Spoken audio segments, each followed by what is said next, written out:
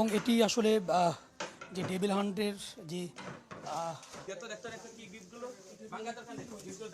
গিফটের আড়ালে এখানে অন্য কোনো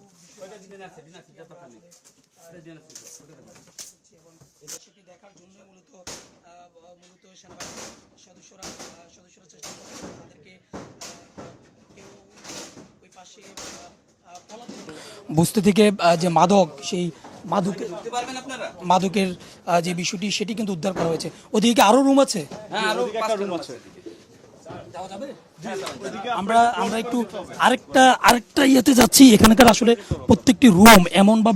এমনভাবে তৈরি করা হয়েছে যেন একটি বলা যায় যে একেবারে ভয়ানক থেকে ভয়ানক অবস্থা, এবং এখান থেকে পালিয়ে যাওয়ার মতো ব্যবস্থাও কিন্তু ওরা তৈরি করে রেখেছে। অর্থাৎ একদিক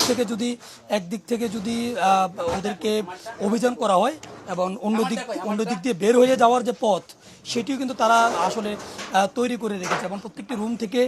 গোপনভাবে বের হয়ে যাওয়ার যে পথগুলো সেটি কিন্তু রয়েছে, এবং ধারণা করা হচ্ছে এটি বাইরে থেকে মনে হয়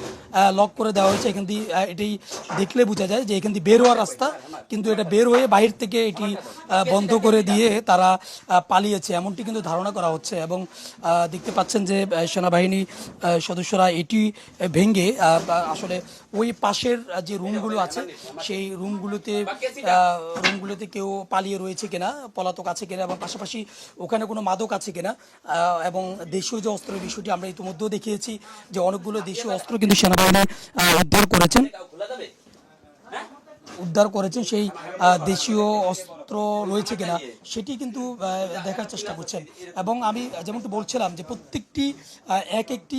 একটি কক্ষ থেকে বা এক একটি তাদের যে কামরা এগুলো থেকেই কিন্তু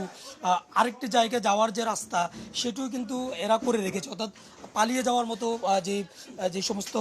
দরজাগুলো রাখা দরকার, জানালাগুলো রাখা দরকার সেগুলো কিন্তু রেখেছে। এবং এটি দেখলে স্পষ্ট বোঝা যায় যে তারা বাহির দিয়ে মূলত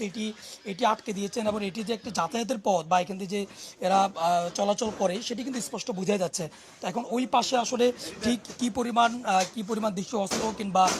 কী পরিমাণ ওই পাশে মাদকের যে বিষয়টি রয়েছে সেটি দেখার জন্যই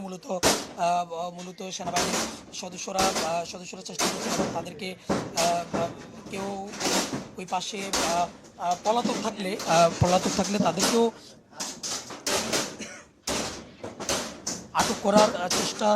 চেষ্টা কিন্তু সেনাবাহিনীর সদস্যরা করছেন।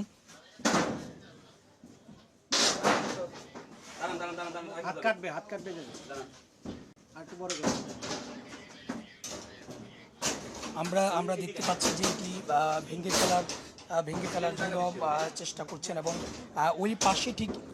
এই পাশে যেভাবে রুমগুলো আমরা ইতিমধ্যে দেখিয়েছি, প্রত্যেকটি রুমে যে পরিমাণ মাদক, দেশীয় অস্ত্র এবং মাদক সেবনের যে জিনিসপত্র, ঠিক ওই পাশের যে কক্ষগুলো আছে ধারণা করেছে যে ওইগুলোতেও কিন্তু এই পরিমাণ যে মাদক দ্রব্য এবং যারা আসলে এগুলোর সাথে জড়িত তারা ওই পাশকৃত পলাতক থেকে থাকতে পারেন এমনটি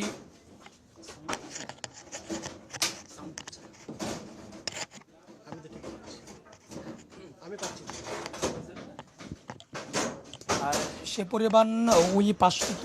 থাকতে পারে বলে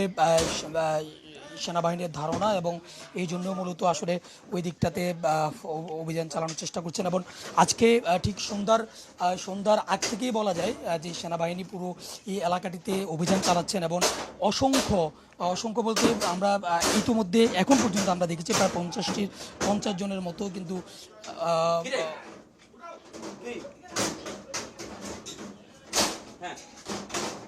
50 জনের মতো ডেভিলকে